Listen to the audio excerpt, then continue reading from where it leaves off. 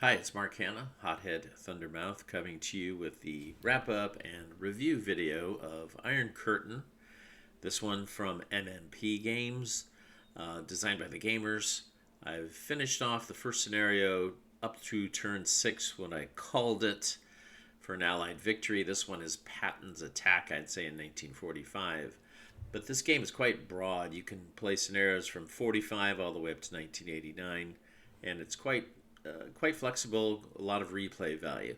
So I'm going to do a review of this at the end. Right now I'm going to bring to you the last 2 turns of my playthrough, just some commentary, so it's not too long. All right, so happy to be here. This is unscripted, uncensored, unapologetic, and psychologically immune from social media scoring. Mark Hanna. All right, let me bring you these turns. Here they come. Okay, here we go. Well, I've done 4 turns of this. Actually, it's now turn 5. And here are the cumulative losses. The air war's been about even, but boy, the Soviets have taken it in the chops. These little divisions here are only one step. And you can only stack 2 in a hex. That's a stacking limit, if I'm not mistaken. And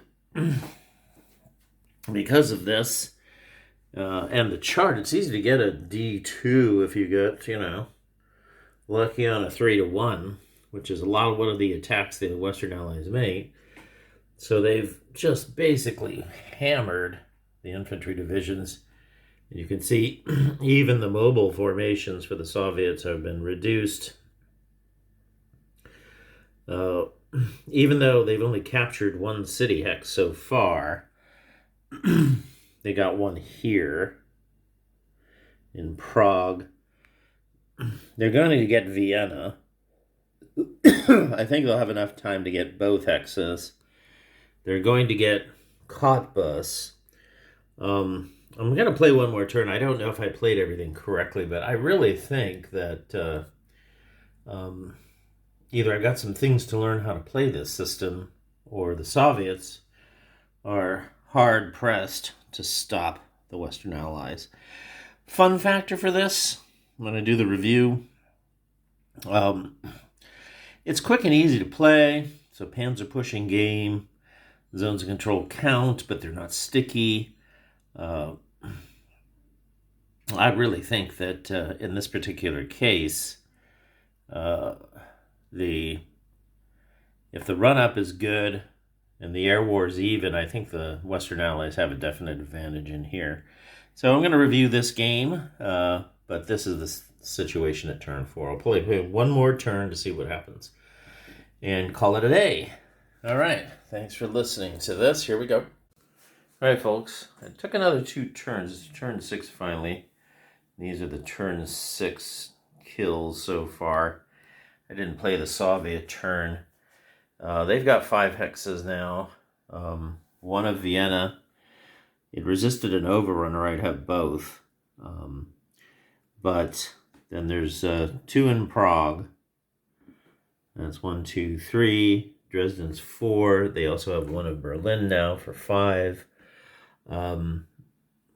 All of the reinforcements will be on. Even if they contest Berlin, which they might, and they might have enough force to hold on to Cotswold for 4 more turns, doubtful. Vienna is certainly going to fall. There's just too many forces here for the Russians to stop. So, a very strange ending. The 3 last turns were all soup, which meant no aircraft were flying. And that might have been okay for the Western Allies. They didn't have guaranteed air superiority. But it also meant that they were never able to deploy their airborne forces. So they won this fair and square. I might have made some mistakes on this. Very good, simple combat series. Compared to some of the games I play, this is not very complicated. It's kind of beer and pretzelish. But I'd say fun factor 7 to 8. A lot of replayability. This is only the 45A scenario. There's a 45B scenario where the Soviets are attacking instead of Patton. And that looks like it could be exciting as well, with a lot more maneuver than this one would have. This was more of a slugfest to take some key towns. There's also the other scenarios. We've got, what is it, 62, 75, 82, 85, something like that. So a lot of replayability. I'd recommend this game. Some people have complained about the victory conditions or something. There's also some strange supply rules. Basically, there's supply stashes all over the place, according to the designers. So supply is not a big factor in this game, especially for the later scenarios. So I'll do more of a wrap later, but that's the end of this scenario.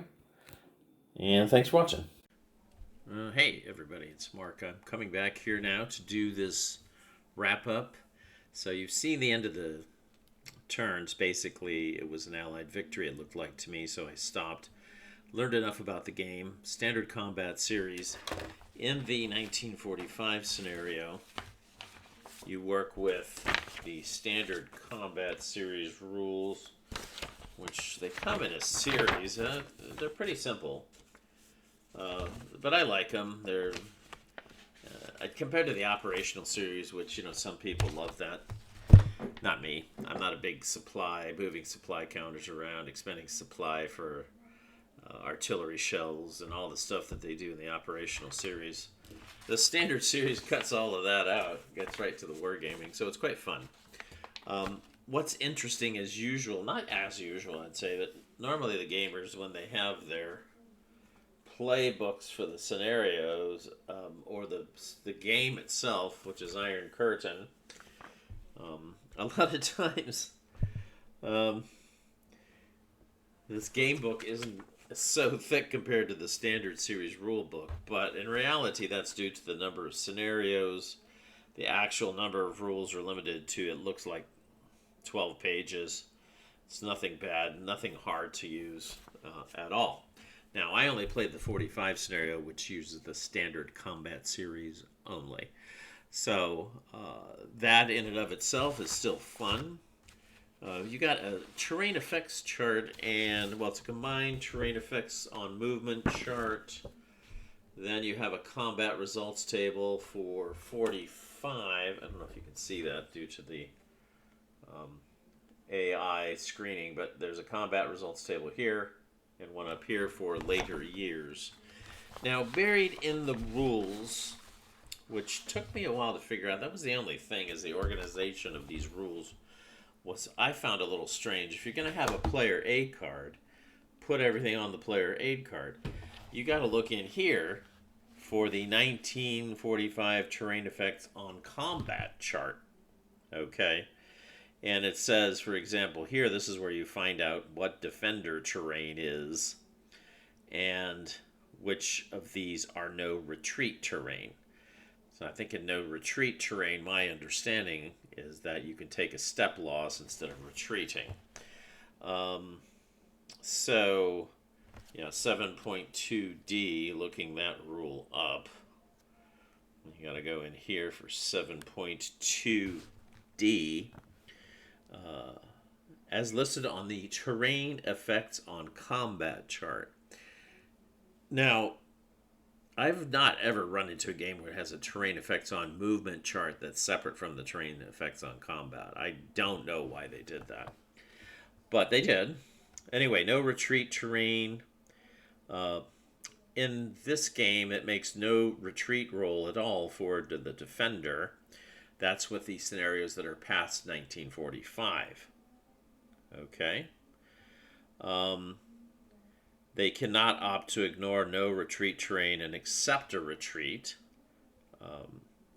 So no retreat terrain has no other effect. But in the standard series rules, you got to look at that. I don't know if I was playing this right or wrong, but in the standard series rule, you've got this step loss. If you decide not to retreat, when the combat results table calls for one or more retreats, the owning player cannot opt can opt to convert any retreat amount into step losses. So perhaps the node retreat train has absolutely no retreat at all. And I think I was playing it that you still have to take the step losses. So that was probably wrong, which made it harder for the Soviets to win. So look into that when you get this game. Make sure you understand. Because, you got these two rule books here that you're using. I don't know if you can see.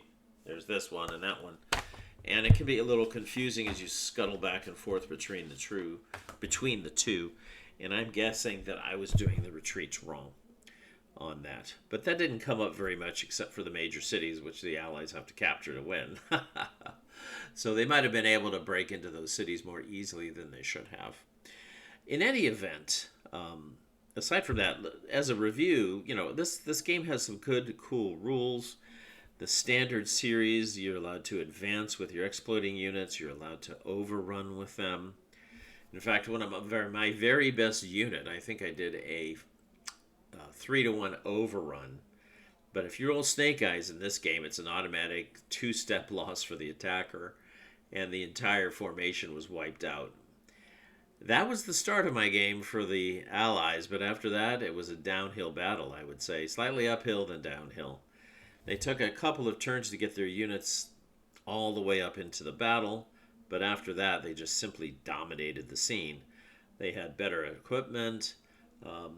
Curiously enough, the air units didn't really come into play because the weather was pea soup for half the game. So that could have possibly also helped the Soviets.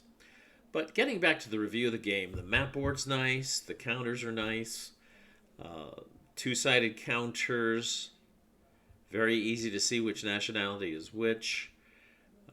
No real problem at all with the components of the game, very high quality. The map is nice.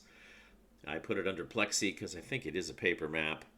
And we've got these interesting combat charts.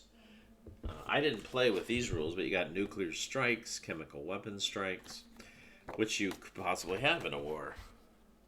Now, if you want to play this game easily, one of the problems with it is the setup. They have these awful setup charts that are very old school. They give you the counter name and formation, and then you got to cross-index that with a hex on the map board. And the way the Gamers does the hexes on the map board, they do them in increments of 5, 5, and 5, so you're always counting. If it's hex number 12, you got to go find the number 10 hex in that row and then count over to number 12. I think they did that for aesthetic purposes. I personally am not bothered with complete hex coordinates on the map. I don't like maps that don't have hex coordinates. Lately, these Napoleonic games that are coming out, for some aesthetic reason, they don't want to put hex coordinates on there, making it a really hard to record games, really hard to explain things in a PBA-EM fashion on Vassal. So designers, heed my words, put hex coordinates in every hex. It's not that bad. We're playing a game here, not a Rembrandt piece of art. Sorry if you think that's the case. Okay, so you go on to Board Game Geek. You've got setup charts that people have created. Here's one for the 45 scenarios, which the setups are the same. There's also some player aids that are quite useful. Iron Curtain Quick Start rules using the specifics for the Iron Curtain game. I should look on this for combat here. Retreats. Yeah, now here it says retreat hexes can be converted in part or in whole to step losses. That's part of the series rules. Then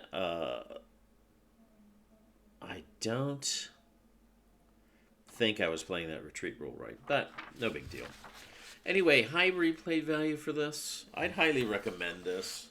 I'm not going to try to say it's a complex game. They have this very easy to use. I'm going to have to change my methodology for this. But this is a very easy to use player display for air superiority, air strikes. You secretly allocate this.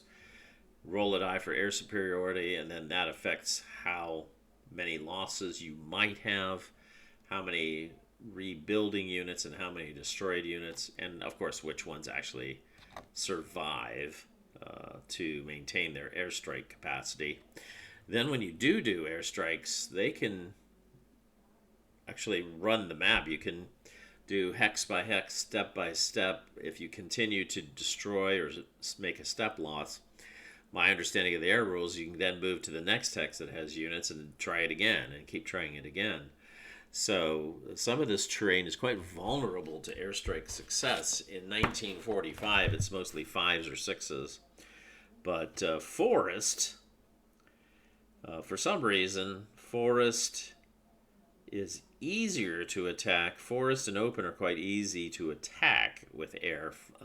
50-50 chance of causing a step, and it affects the entire stack. Now, reinforcements come in stacks sometimes, and so sometimes if you get a big stack of reinforcements, if a guy gets an airstrike through on the other side, he's going to attack that. And so you have to be really careful not to have your reinforcements interdicted and wiped out. Okay, so I would say get this game.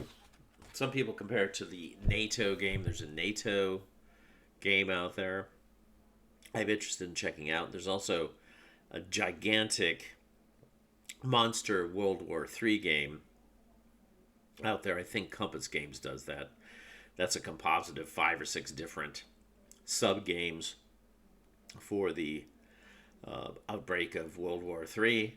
I don't know if I'm into that. You certainly can't get those maps onto one table, so every theater is played separately, which I always find a little strange myself, because you're playing this game, but you can only play scenarios. And that's why I haven't got the game. I think Mark Simonish has this War in the Pacific game, but it's mostly a bunch of scenarios. So you got this giant, huge, beautiful map, and then you only play scenarios on it. Personally, I don't get that sort of thing, but a lot of people do like it. Anyway, in this, that's not the case. Iron Curtain's a complete game, same map. You fight for 1 month, and the Soviets basically have to achieve their objectives and roll on the victory table, and then they can win within that 30-day time frame. Presumably after 30 days of fighting, I don't know what happens. I guess it's all-out nuclear war. I don't know what happens. You can imagine. I don't want to imagine what could possibly happen. But anyway, all this stuff happens before the fall of the Iron Curtain. Gorbachev et al. So anyway, thanks for watching this video. Now the good news is also my gaming table is now cleaned off again. So now I have to pick a new game to showcase. It's probably Advanced Squad Leader's turn. I normally do an Advanced Squad Leader game every other time. I've got some other stuff back there, though, that I want to get on the table, too. But I've got some interesting things brewing in ASL, so we'll see.